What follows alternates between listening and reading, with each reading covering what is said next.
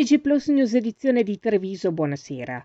In apertura del nostro notiziario la cronaca. I carabinieri hanno arrestato 2 italiani, un 37enne già sottoposto alla misura cautelare degli arresti domiciliari ed un 31enne di etnia Sinti, nonché denunciato in stato di libertà un 55enne ed un 51enne, poiché ritenuti presunti responsabili a vario titolo di rapine e furti commessi tra il dicembre 2022 e il luglio 2023 nelle province di Venezia e Treviso.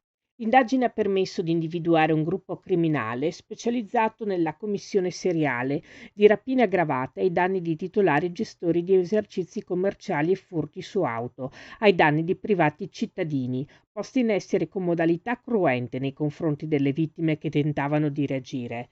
I dettagli nel nostro sito notizieplus.it.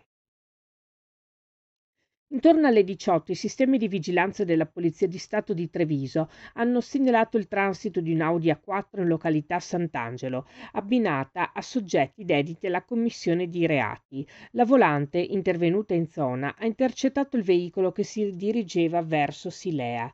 Ne è nato un inseguimento con il concorso di un equipaggio dell'Arma che si è concluso senza esito in quanto l'Audi è riuscita a far perdere le tracce. Più tardi l'auto è stata recuperata in una strada parallela alla A27. Durante la fuga il mezzo ha provocato alcune lievi collisioni con altre automobili di passaggio, ma fortunatamente, come segnalato dagli stessi utenti al 113, non ci sono stati feriti. Intorno alle 10 di questa mattina un equipaggio della Polizia di Stato, mentre si trovava nei pressi di Piazza del Duomo, è intervenuto in via Cornarotta, dove 2 uomini stavano litigando tra loro a voce alta. Uno dei 2, noto giornalista, lamentando un dolore al capo, ha riferito di essere stato spintonato all'esito di una discussione nata perché, senza che lui se ne accorgesse, i suoi cani avevano urinato imbrattando il portone di un'abitazione.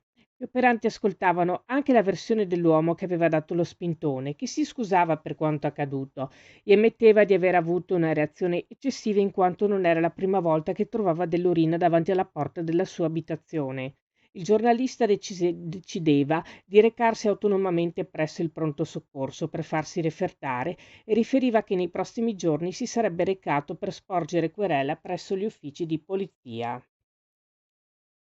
Cambiamo argomento. Dal 2022 la morosità da canoni si è sensibilmente ridotta. Alla fine del 2022, infatti, si registrava una morosità di competenze di oltre 1 milione di euro, ridottasi a 996 mila euro nel 2023, per poi dimezzarsi nel 2024 fino a raggiungere l'importo di 573 mila euro alla fine del 2025, nonostante non siano ancora stati perfezionati gli incassi della mensilità di dicembre, si prevede il mantenimento di tale ultimo livello. Anche grazie a questi dati, Ater Treviso ha potuto consolidare il proprio bilancio con utile e investire durante l'anno oltre 3,6 milioni in manutenzione straordinaria e 1,6 milioni in manutenzione ordinaria, riatti e riqualificazione oltre agli oltre 30 milioni di investimenti per gli interventi Pinqua PNRR a Monigo per 80 nuovi alloggi.